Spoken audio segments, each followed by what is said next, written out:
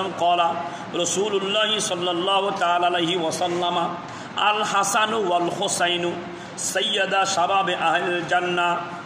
উলামায়ে কেরামের কাছে শুনেছেন ইমাম হাসান হোসেন নাকি জান্নাতের সদর হবে। এটা কি হুজুর কখনো মুখে বলে না, বানাই বলো নাকি?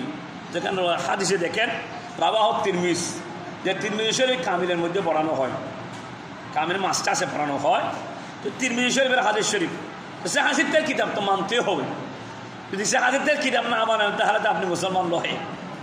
যারা হাদিস আমার রাসূল বলেন ক্বালা রাসূলুল্লাহ সাল্লাল্লাহু আলাইহি ওয়াসাল্লাম, রাসূল পাক সাল্লাল্লাহু আলাইহি ওয়াসাল্লাম ইরশাদ ফরমাতেন আল হাসান ওয়াল হুসাইন, ইমাম হাসান এবং ইমাম হুসাইন রাদিয়াল্লাহু আনহুমা সাইয়্যিদা শাবাবে আহলিল জান্নাহ, জান্নাতের যুবকদের সরদার। কে কে হবে? ইমাম হাসান এবং ইমাম হুসাইন। সরকার আদম সাল্লাল্লাহু আলাইহি ওয়াসাল্লাম জমানে ভাগে বলেছেন। এখন যদি সরকার আদম সাল্লাল্লাহু আলাইহি ওয়াসাল্লামের জবান ভাগে বলেছেন, এটা যদি আপনি না মানেন আপনি তো মুসলমান না, আপনার ইমানও তো নেই, ইমান চলে যাবে। ক্লিয়ার? এখন আসি মহিলাদের ব্যাপারে। শুনেন, ক্বালা রাসূলুল্লাহ সাল্লাল্লাহু তাআলা আলাইহি ওয়াসাল্লাম ফাতিমাতু সাইয়্যিদাতু নিসাই আহলিল জান্নাহ। আমার রাসূল বলতেছেন, আমার কলিজার টুকরা কন্যা, যার নাম মা ফাতিমাতুজ জাহরা, যাকে দুনিয়ার কোনো পুরুষ, দুনিয়া যেদিন থেকে জন্ম হয়েছে কোনোদিন পরপুরুষে দেখতে পাননি, এমনকি কিয়ামতের ময়দানে কোনোদিন মা ফাতিমাকে দেখতে পাবে না। সুবহানাল্লাহ।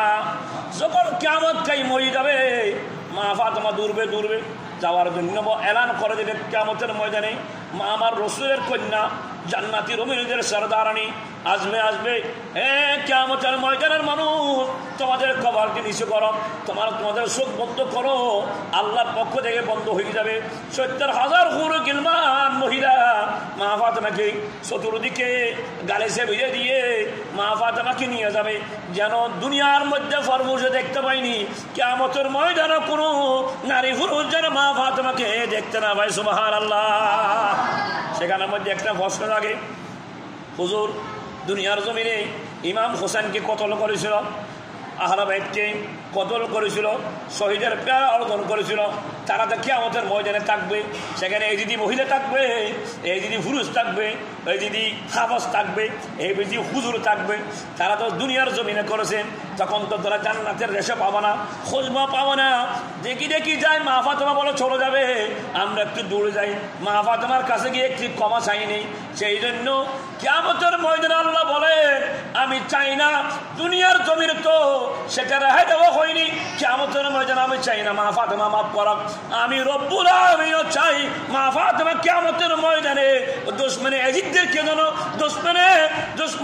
দুশমন হারাইতে যেন এজিদদেরকে যেন মা ফাতিমা আজকে মাফ না করে বিদায়, প্রত্যেকের চোখ বন্ধ হয়ে মা ফাতিমা পার হয়ে যাক। সুবহানাল্লাহ।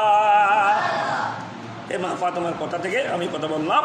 ক্বালা রাসূলুল্লাহ সাল্লাল্লাহু আলাইহি ওয়াসাল্লাম, রাসূলুল্লাহ সাল্লাল্লাহু আলাইহি ওয়াসাল্লাম ফরমাতুন ফাতিমাতু সাইয়্যিদু নিসাই আহলিল জান্নাতে।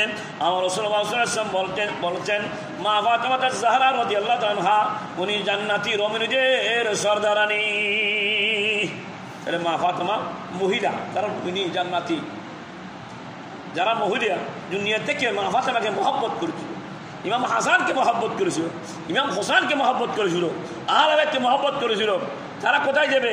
তো পুরুষের সামনে মহিলা যেতে পারবে না। দেখেন আল্লাহ কত সুন্দর করে রেখেছে, মহিলা যিনি অন্য মহিলা যেতে পারবে, সেখানে মা ফাতিমা, যেখানে যুবকদের পুরুষ যারা যুবক দুনিয়ার জমিনে মহব্বত, ও যুবকরা তোমরা ইমাম হাসান হোসেন যেখানে আছে ওদিক দিয়ে জান্নাতে চলে যাও, ও মা জাতিরা তোমরা যেখানে মা ফাতিমা আছে ওদিক দিয়ে জান্নাতের মধ্যে প্রবেশ করো না। সুবহানাল্লাহ।